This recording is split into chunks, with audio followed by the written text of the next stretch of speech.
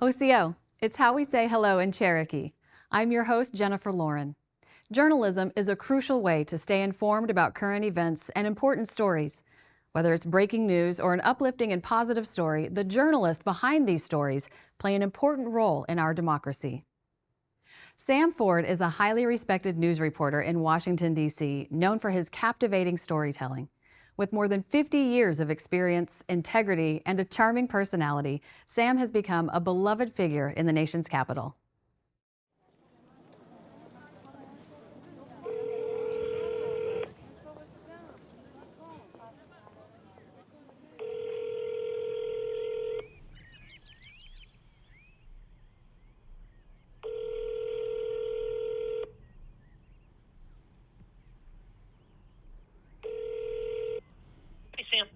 Hey, Ming, so the one interview that dropped out called back and they were ready to do it, so we're good, okay?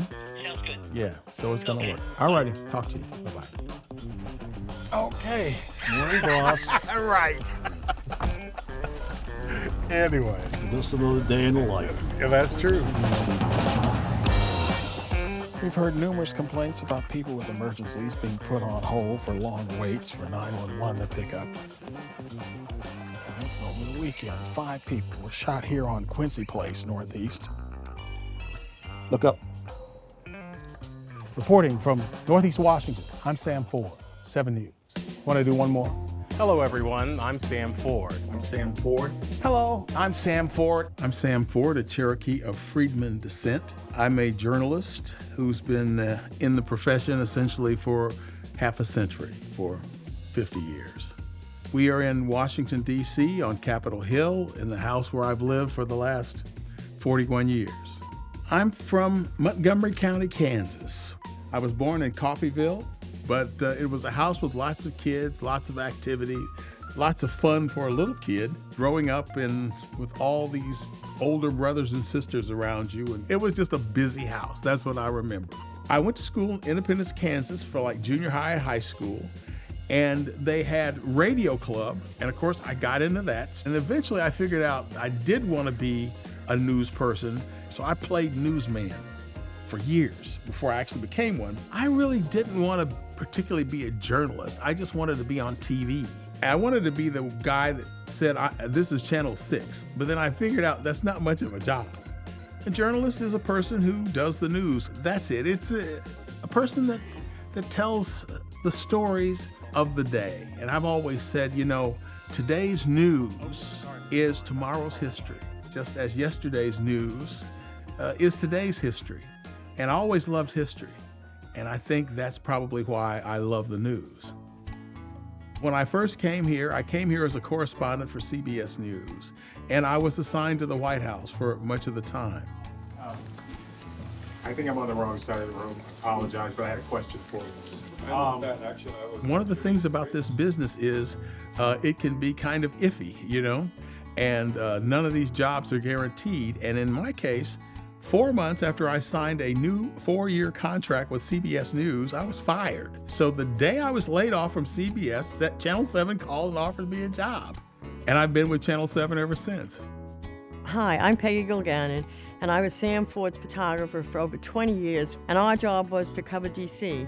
Well, Sam and I met at Channel 7 when they started developing the idea of having bureaus. And I think initially they would just team people together, and then I guess they maybe saw what clicked. You know, I just loved working with him. He's a reporter. He's a storyteller who loves to tell stories, and he wants to help people. So I was lucky. I'm Gina Ford, daughter of Sam Ford. Dad has kind of been a fixture of Washington, D.C. for 40 years. I mean, he started in TV before I was born here. My parents met because she was CNN, he was CBS Network. They were both based out of Atlanta. They met on a flight going to cover the same story in Florida. From that moment, the moment I saw her, we were together. In fact, she had moved to Atlanta to work for CNN. She moved out of the hotel into my house. and it was our house. Yes, for certainly a time, both of my parents were in news. And so we grew up literally having trivia as part of our daily lives. My kids are very successful because their mother spent time with them at every opportunity. Basically, just the only thing I could tell you is, if you have surgery, there's always chances for things to go wrong. At times she was cheerful, and then at times she was totally out of it. I had just gotten there to spend my week, and the first 2 days, we were having a good time. I mean, I had music, and she was in the bed, she couldn't dance, but we were we were having a good time, listening to music. And then the third day, she was just out of it.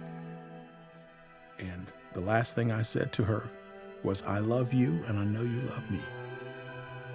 And that was the last conversation we had, and that was it.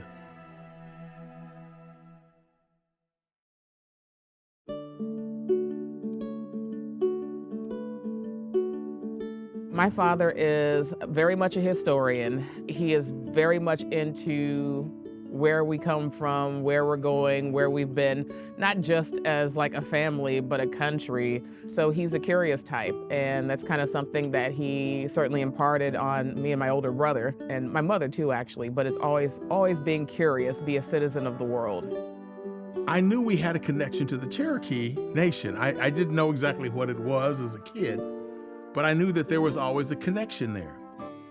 And so one day, when I was a reporter at CBS, they sent me out to Bell, Oklahoma to do a story on a water project. Cherokee Indian families are fighting for a better life in northeastern Oklahoma. And I was interviewing Ross Swimmer. And after the interview, I said, well, Chief, my family has always had a connection to the Cherokees. Would you look in your roll book and see if you can find my family? And he found my father, he found my grandmother, he found my aunt. And he said they're on the Freedmen rolls. And we said, what are Freedmen? He said they're the former slaves. So that got me interested in finding out more. Cherokee Freedmen descendant is somebody that descended from a person who at one point was a slave of a Cherokee citizen at that time. When I did this thing, Black Slaves Red Masters, a lot of people wanted it. I don't think I've done a story that's gotten that much attention, over the years. It is fascinating. People didn't know the Indians had slaves, and then to learn about this. And then I put it on YouTube. It's had over 1 million hits. I think it's because it's something people really didn't know about, and they find it to be a fascinating story. He's kind of a quirky fellow. The thing that catches most people off guard is that he has a church organ in the living room.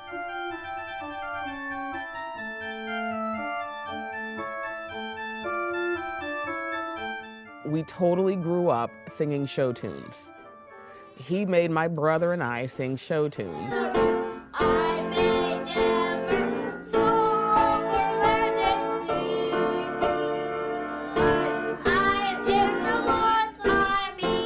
Used to be a piano in the living room, and so he'd play, come on kids, it's time to sing. And so, but he absolutely loves music, all things music, absolutely loves church. I am a person of the church. I have been all my life, and I always will be. And then, of course, as I got older, I got to know the significance of Christianity, and the idea that you are never alone. Life can be difficult, but if you believe in Jesus, you're never alone. I often joke my dad is, in my estimation, probably one of the most good-natured people that I know. I mean, he's a good guy. He's a whole bunch of knowledge. And so we definitely had an interesting upbringing. Sam is so patient. I mean, he's really, he really puts up with a lot. He is like my forever friend. Once he's your friend, yeah, that's it. If you've been doing the same thing basically for 50 years, almost without stop, you keep doing it. You don't just do these stories, you care. And that's it, I do care. Life has been good to me. God has been good to me. And I think that's my legacy. That's what I would like, that I do care.